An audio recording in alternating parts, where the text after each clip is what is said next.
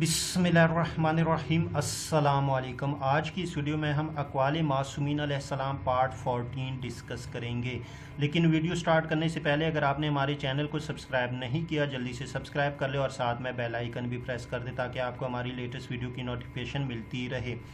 Video start करते हैं। इज्तिहाद।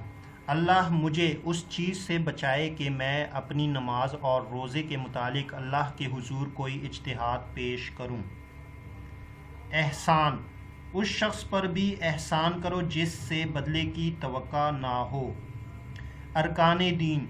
ला इलाहा इल्लल्लाह मुहम्मदुर रसूलुल्लाह की शहादत और उन तमाम चीज़ों का इकरार जिन्हें पैगंबर लेकर आए थे, और अमवाल से ज़कात अदा करना, और विलायत आले मोहम्मद सल्लल्लाहु अलैहि वसल्लम जिसका खुदा ने हुक्म दिया है कि रसूल अकरम सल्लल्लाहु अलैहि वसल्लम ने साफ फरमाया है, जो अपने इमाम की मारिफत के बग़ैर मर जाए वो जहालत की मौत मरता है। और मालिक कायनात भी इरशाद फरमाता है कि अल्लाह की अताअत करो और रसूल और उलुल अम्र की अताअत करो। और औलिया अम्र में पहले अली अलैहिस्सलाम, उसके बाद हसन अलैहिस्सलाम, उसके बाद हुसैन अलैहिस्सलाम, उसके बाद अली बिन हुसैन अलैहिस्सलाम, उसके बाद मोहम्मद सल्लल्लाहु अलैहि वसल्लम बिन अली अलैहिस्सलाम, और ये सिलसिला यूं ही जारी रहेगा और ज़मीन इमाम के बग़ैर बाकी नहीं रह सकती है।